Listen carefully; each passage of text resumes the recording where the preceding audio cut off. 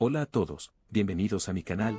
El día de hoy les traigo la biografía de Jacobo I de Inglaterra y VI de Escocia, el cual fue el primer rey que gobernó tanto Inglaterra como Escocia, lo que dio pie a Gran Bretaña, y también por ser patrocinador de la traducción de la Biblia y por ser el rey que tuvo problemas en Inglaterra. También es conocido porque existe un debate por su orientación sexual. Algunos creen que fue homosexual, y otros que fue bisexual. Sin más demora, disfruta de su biografía. Jacobo Carlos Estuardo nació el 19 de junio de 1566 en el castillo de Edimburgo, en Escocia. Fue el único hijo de la reina escocesa María Estuardo y de su segundo esposo, Enrique Darnley. Jacobo fue uno de los sucesores al trono de la reina Isabel I de Inglaterra, ya que Jacobo era tetaranieto del rey Enrique VII de Inglaterra y su esposa Isabel de York. Sin embargo, esto afectó aún más el matrimonio turbulento de la reina escocesa con su esposo Enrique, ya que este último, al ser también descendientes de Enrique VII, quería el mismo poder para gobernar, en buena parte gracias a los celos patológicos de Darnley.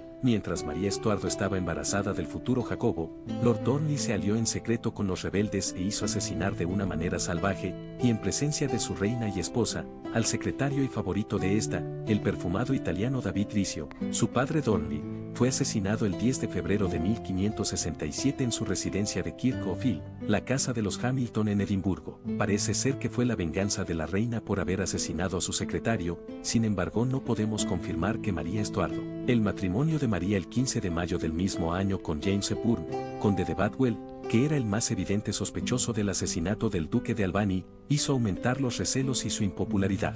En junio de 1567, los rebeldes protestantes arrestaron a María y la encarcelaron en el castillo de la Cleven. Nunca volvió a ver a su hijo. Fue obligada a abdicar el 24 de julio en favor del infante Jacobo, y a nombrar a su hermanastro ilegítimo, Jacobo Estuardo, conde de Moura, como regente. Jacobo, de apenas un año, fue convertido en rey de Escocia. Durante su niñez, el dote de Jacobo fue confiado al conde y la condesa de Mar para ser protegido, criado y educado en la seguridad del castillo de Stirling. El niño fue solemnemente coronado a los 13 meses de edad como Jacobo VI de Escocia en la iglesia de Holyrood, en el castillo de Stirling, el 29 de julio de 1567. El sermón corrió a cargo del calvinista escocés John Knox, y aunque el monarca había sido bautizado católico, de acuerdo a los dictados de la clase dirigente, fue educado en la más severa disciplina calvinista y convertido en miembro de la Iglesia de Escocia. Su educación fue supervisada por el historiador y poeta George Buchanan, un hombre provisto de la debida ciencia y erudición para educar a un príncipe, pero, a la vez, un personaje desabrido e intolerante, un republicano fatigoso y tenso, lleno de ávidas virtudes, que odiaba a la familia de su discípulo y, más que probablemente, a su propio discípulo. Aunque lo sometió a regulares pelices, también le dio una educación notable y le inspiró una pasión por la literatura y el saber que duraría toda su vida. En 1568, María Estuardo escapó de su prisión, lo que condujo a un breve periodo de violencia en el país. El conde de Moura derrotó a sus tropas en la batalla de Langside, forzándola a huir a Inglaterra, en donde fue encarcelada por su prima la reina Isabel. El 22 de enero de 1570 Moura fue asesinado por James Hamilton de Bothwell, siendo sustituido por el abuelo paterno del joven rey Jacobo, Mateo Estuardo conde de Lennox, que fue fatalmente herido al año siguiente en un ataque de simpatizantes de María. Su sucesor en la regencia, John Erskine, conde de Mar, murió el 28 de octubre de 1572 a causa de una misteriosa enfermedad tras acudir a un banquete en la finca de James Douglas, cuarto conde de Morton, el más poderoso de los nobles escoceses. Morton, que sucedió a Mar, demostró ser el más eficaz de los regentes de Jacobo en todos los aspectos, derrotando además a las familias que continuaban apoyando a María, pero se hizo muchos enemigos a causa de su rapacidad. La caída de Morton no fue provocada por los partidarios de María, sino por los cortesanos más cercanos al rey, que impresionaron al joven monarca hablándole de la importancia de sus deberes reales y animándole a que tomara el control del reino en sus propias manos. Morton perdió el favor regio con la llegada a Escocia del francés Esme Estuardo, Sieur de Aubigny, primo del difunto Lord Darnley y futuro conde de Lennox, que se convirtió rápidamente en el primero de los poderosos favoritos del rey. Los cortesanos acusaron a Morton de participar en el asesinato de Lord Darnley, por lo que fue enjuiciado, condenado y, finalmente, ejecutado el 2 de junio de 1581. El 8 de agosto Jacobo hizo de Lennox el único duque de Escocia. El rey, de 15 años de edad, permanecería bajo la influencia de Lennox por espacio de un año más. Otro cortesano de gran alcance era Jacobo Estuardo, al que concedieron el condado de Eren como recompensa por su testimonio contra Morton. Jacobo en 1586, a los 20 años. Aunque ya era mayor de edad, el control del gobierno seguía en manos de favoritos y nobles. Lord Eren se inclinó hacia el anglicanismo, ganándose así el odio de la nobleza calvinista, mientras que Lennox, aunque convertido al protestantismo, era contemplado con recelo por los nobles, que advirtieron las frecuentes demostraciones físicas de afecto entre el favorito y el rey, acusándolo de tratar de mantener comercio carnal con el soberano. En agosto de 1582, en la incursión de Ratben, los condes de Gauri y Anges secuestraron al rey y lo condujeron al castillo de Ratben en Anges, encarcelándolo y obligándolo a desterrar a Lennox. El rey y el conde de Eren escaparon de Ratben en junio de 1583 y recuperaron el poder. En consecuencia, el conde de Gauri fue ejecutado. Los rebeldes se vieron forzados a huir a Inglaterra, y Jacobo se dedicó a reforzar su control sobre el reino. El parlamento aprobó las actas negras para afirmar la autoridad real sobre la Kirk, poniéndola además directamente bajo su control. Estos actos fueron extremadamente impopulares, en especial entre el clero, pero entre 1584 y 1603 el rey logró establecer un gobierno efectivo sobre el país e imponer una paz relativa entre los lores del reino, hábilmente ayudado por John Maclen de Telestein, que dirigió el gobierno hasta 1592.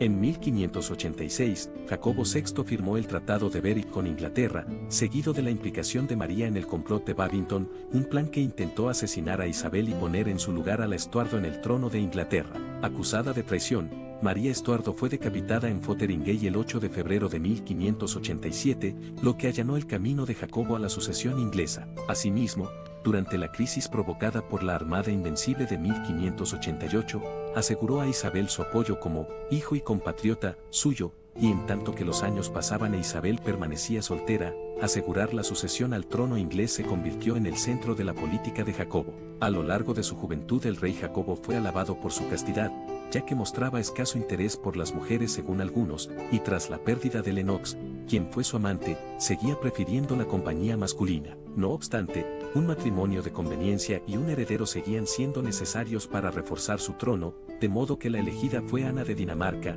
la hija de 14 años de Federico II de Dinamarca. Tras celebrarse un matrimonio por poderes en 1589, Ana partió rumbo a Escocia, pero las tormentas condujeron a su barco a las costas de Noruega. El 7 de octubre Jacobo tuvo noticia de la decisión de posponer hasta la primavera el viaje de Ana hasta Escocia, y, en lo que Wilson califica como el único episodio romántico de su vida, partió del puerto de Leith con un séquito de 300 hombres para ir en busca de su esposa personalmente. La pareja se casó formalmente en el Palacio Episcopal de Oslo el 23 de noviembre y tras visitar Dinamarca y alojarse en Helsinki y Copenhague, retornaron a Escocia en mayo de 1590. Según todas las fuentes, en un principio Jacobo estaba fascinado con Ana, y en sus primeros años de matrimonio demostró una paciencia y un afecto constantes hacia su esposa, pero con el tiempo se fueron distanciando, y, finalmente decidieron vivir separados después de la muerte de su última hija, Sofía, en 1606. La pareja tuvo hasta 9 hijos en común. Estos fueron Enrique Federico en 1594, Isabel en 1596, Margarita en 1598,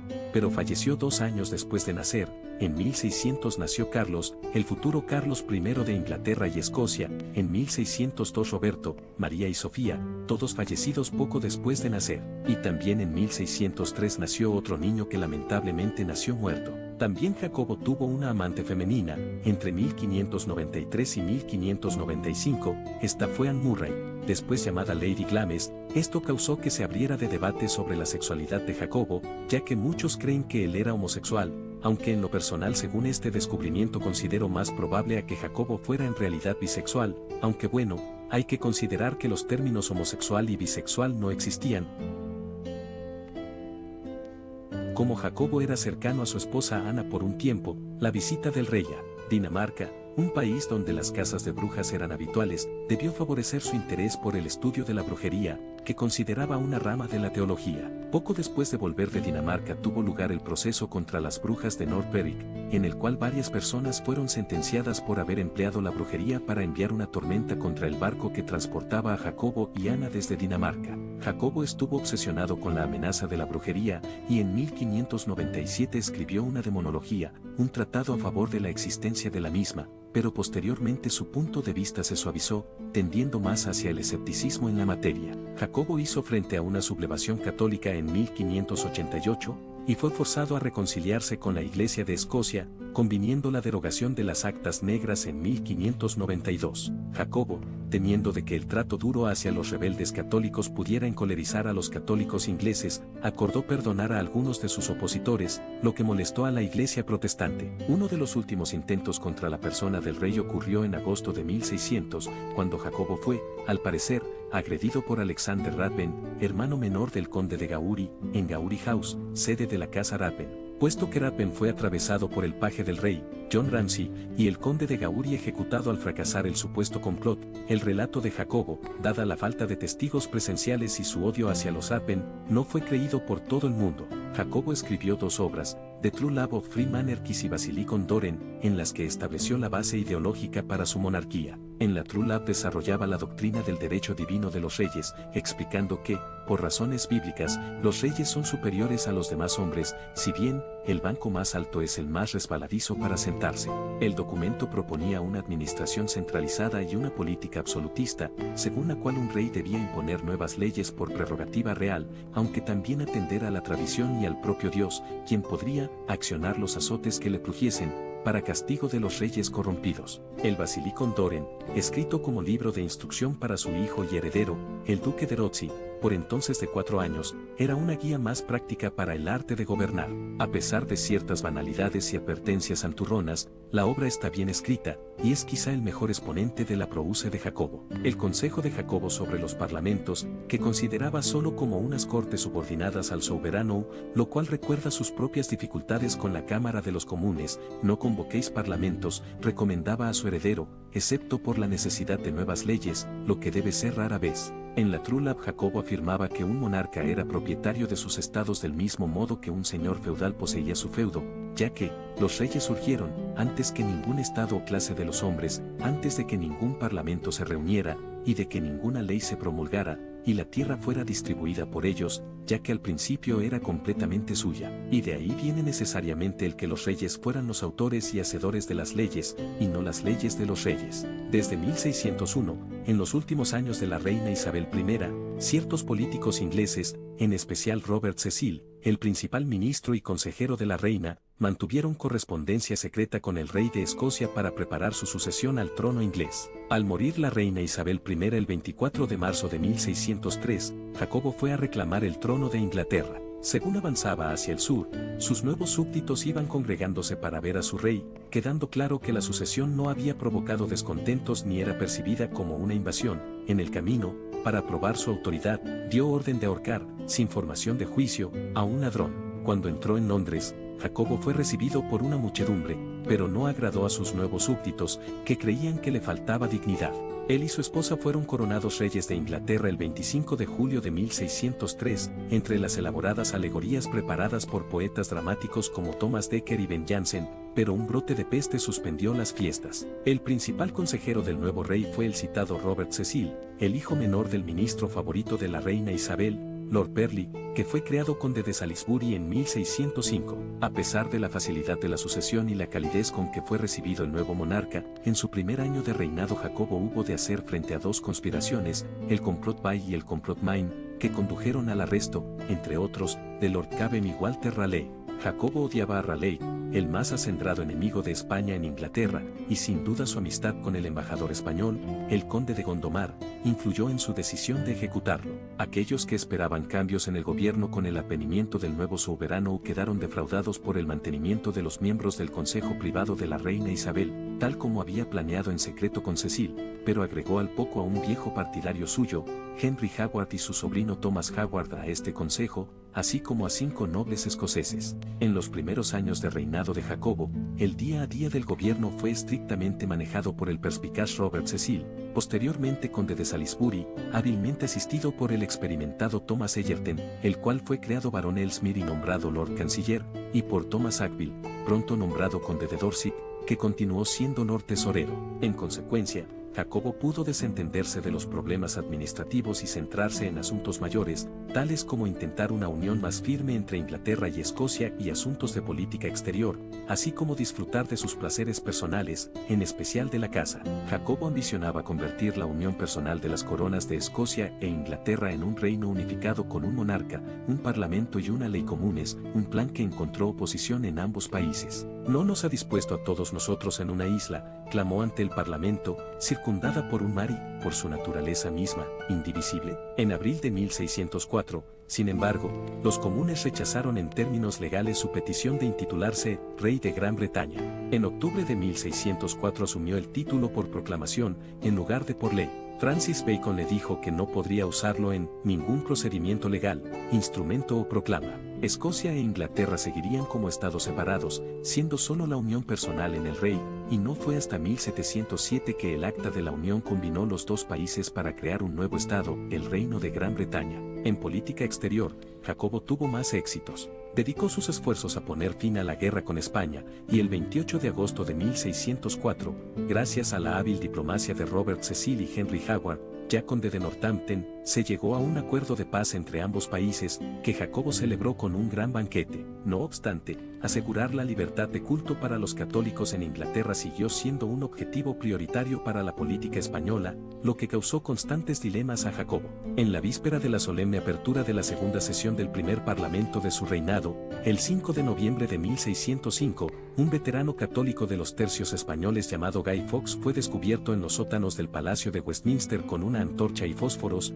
no lejos de una pila de leña y 2 decenas de barriles de pólvora con los que pretendía hacer volar por los aires el palacio al día siguiente, provocando la muerte, como el propio rey señaló, no solo de mi persona, o de mi esposa y posteridad, sino de todo el cuerpo del Estado. Horrorizado, Jacobo rehusó abandonar su residencia por muchos días. Guy Fawkes, el responsable de ejecutar el complot, fue torturado hasta que reveló las identidades de los otros conspiradores, todos los cuales fueron ejecutados o asesinados durante su captura. El presunto plan de estos extremistas, conducidos por Robert Catesby, era sustituir a Jacobo por su hija Isabel, a la cual esperaban poder convertir al catolicismo. Con el apoyo regio y la vuelta a la obediencia a Roma, toda Inglaterra podría ser recatolizada. El descubrimiento de la conspiración de la pólvora, como fue rápidamente conocida, provocó un sentimiento popular que Salisbury explotó para obtener del Parlamento unos subsidios mucho mayores de los que había recibido la reina Isabel. Una teoría, mantenida por algunos historiadores, es que el complot de la pólvora fue hábilmente urdido por Robert Cecil, o que al menos tuvo conocimiento previo de ella y la permitió desarrollarse, solo para descubrirla y abortarla en el último momento. Esta teoría concluye que el plan de Robert Cecil era crear un sentimiento de unidad nacional que permitiera que el Parlamento concediera al rey las sumas de dinero que le pedía. De ser correcta esta teoría, Guy Fawkes y sus colegas resultaron meros peones en un juego mucho mayor.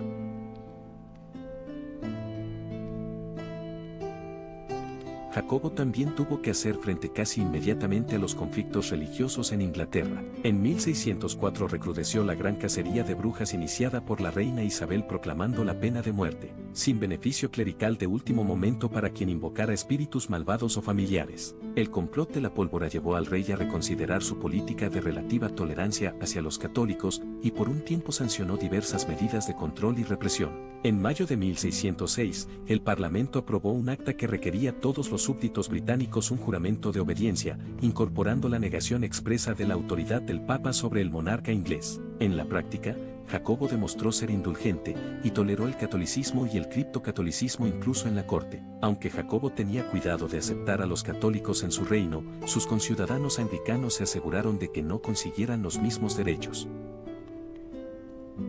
Con respecto a los puritanos, le presentaron en 1603 una petición que solicitaba la tolerancia. En 1604, en la conferencia de Hampton Court, Jacobo se mostró poco dispuesto a aceptar sus demandas, y aunque se mostró partidario de la persecución de los inconformistas, la represión religiosa se fue suavizando. La impopularidad de Jacobo, además, aumentó entre los protestantes por la ejecución de Walter Raleigh para satisfacer las demandas del paladín del catolicismo, España. Uno de los éxitos de la conferencia fue la autorización de una traducción oficial de la Biblia, que vino a ser conocida como la versión del rey Jacobo. Completada en 1610, es considerada una obra maestra de la Provence jacobina. En Escocia, trató de asimilar la Kirk escocesa a la Iglesia anglicana y restablecer los episcopados, una política que encontró fuerte oposición. En 1618, los obispos del rey forzaron la aplicación de los llamados 5 artículos de Perth en una asamblea general, que fueron rechazados al considerarse como tentativas de introducir prácticas católicas y anglicanas en la Escocia presbiteriana.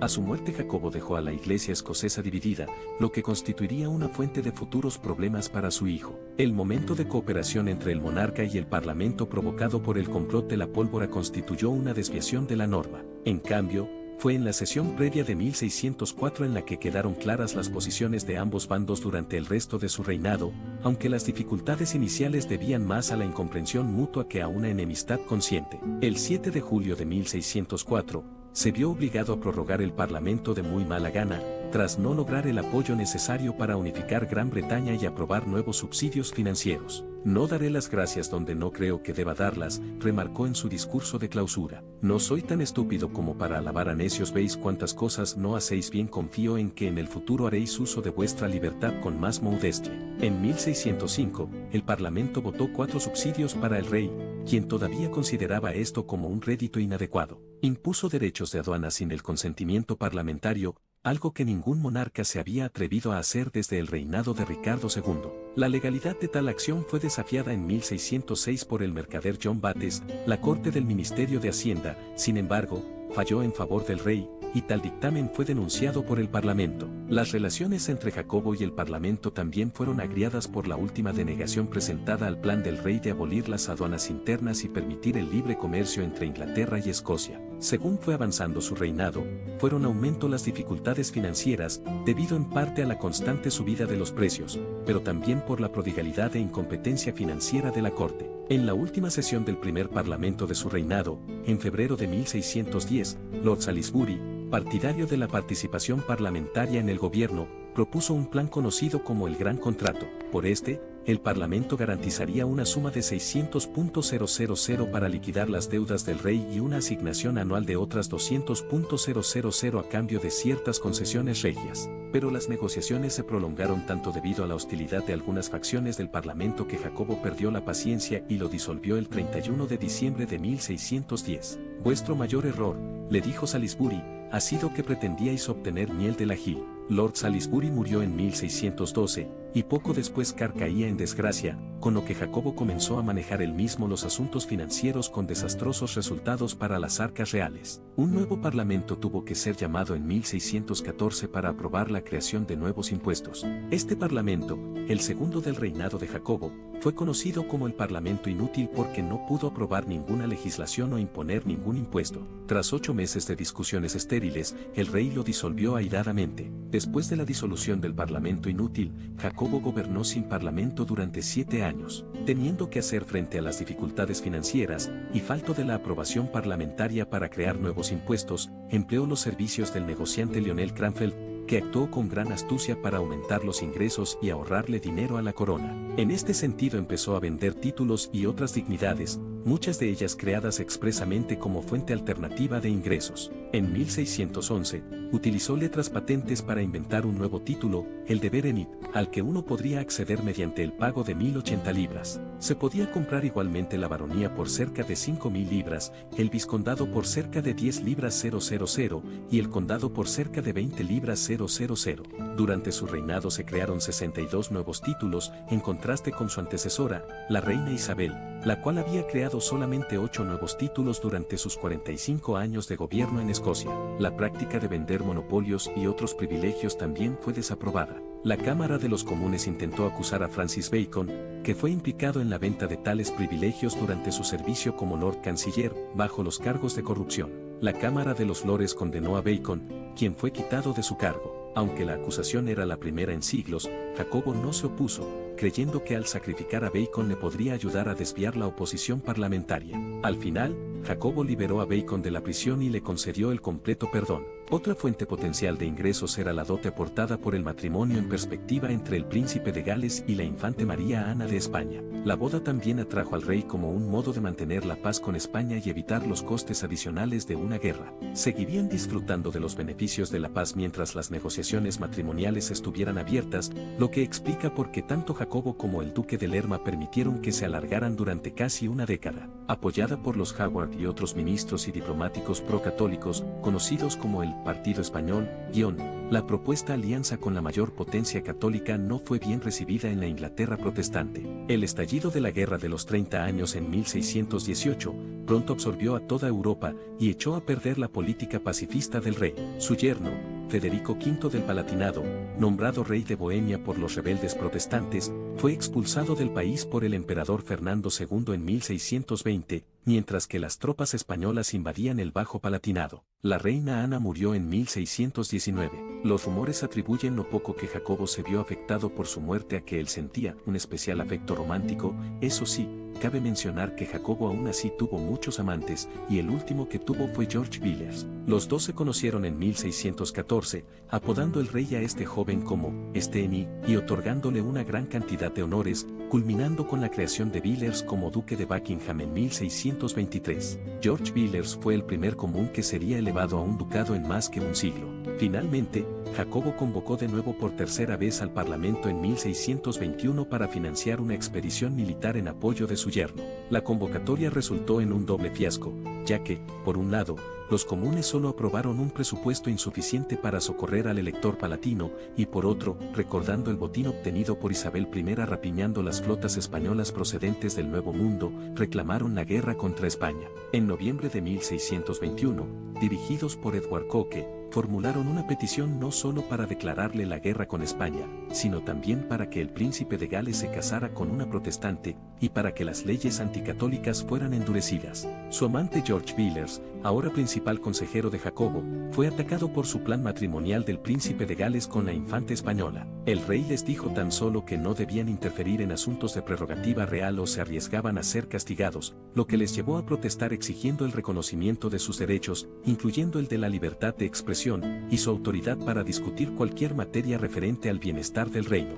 Jacobo eliminó la protesta del diario de sesiones y disolvió de nuevo el parlamento. En 1623, el joven príncipe Carlos y George decidieron tomar la iniciativa y viajar a España de incógnito, para ganarse la mano de la infante personalmente, pero la misión probó ser un error y una temeridad.